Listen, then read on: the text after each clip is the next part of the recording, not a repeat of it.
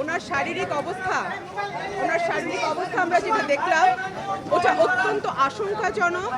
ওনার diabetes, fasting অবস্থাতেও 11-12 নিচে নামছে না। উনি মাত্র 2 বেলা খেতে পারেন, তাও সামান্য একটু দুধ, কর্নফ্লেক্স। এবং ওনার শারীরিক অবস্থা এতটাই নাজুক যে উনি হাত নাড়তে পারছেন না, নিজে চলতে পারছেন না কোনো সাহায্য ছাড়া। সুতরাং এবং ওনার এখানে সেরকম কোনো চিকিৎসাও হচ্ছে না।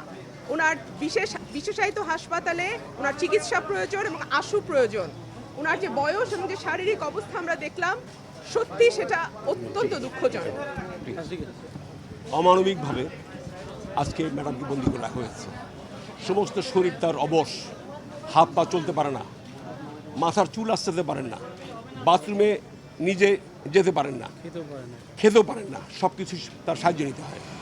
তা আজকে বলতে চাই, আমি আজকে সাংবাদিক ভাইদের বলতে চাই আপনাদের মাধ্যমে, আমি মাননীয় প্রধানমন্ত্রী এবং আমরা যারা সংসদ সদস্য আছি, আমরা এই 7 জন, আমরা সংসদের সদস্য হিসাবে সংসদ নেতার কাছে বলতে চাই যে মাননীয় প্রধানমন্ত্রী আপনি নিজে একবার আসুন, আপনি দেখে যান আমাদের 3 বারের প্রধানমন্ত্রীকে।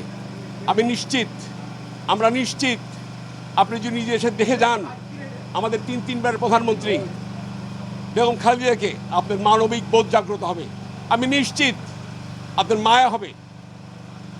আপনি জামিনের জন্যে আমি বিশ্বাস করি রাজনৈতিক বন্দী আমাদের নেত্রী, এবং রাজনৈতিক সিদ্ধান্ত দরকার। তবে ম্যাডামের বক্তব্য হলো চিকিৎসার ব্যাপারে যে তিনি তো বাংলাদেশেই তার বিশেষজ্ঞ ডাক্তারের চিকিৎসাই পাচ্ছেন না, সেখানে বিদেশি ডাক্তার প্রয়োজনে যাবেন। ম্যাডামের বক্তব্য হলো আমার সুচিকিৎসা হচ্ছে না। আমি বিশেষজ্ঞ ডাক্তারের কথা বলেছি বাংলাদেশের। ম্যাডাম তো সহজেই বিদেশের চিকিৎসা নিতে চান না। উনি যদি এখানে সুস্থ হয়ে যেতে যান, ওর আগে যদি দেখেন, এর আগে ইন্ডিয়ানের হসপিটালে আপনারা তো জানেন যে বিশেষজ্ঞ ডাক্তারের নাম স্পেসিফিক্যালি বলা হয়েছে, অমুক ডাক্তার, ম্যাডামের নিজস্ব ডাক্তারের সুযোগ দেওয়া হয়নি।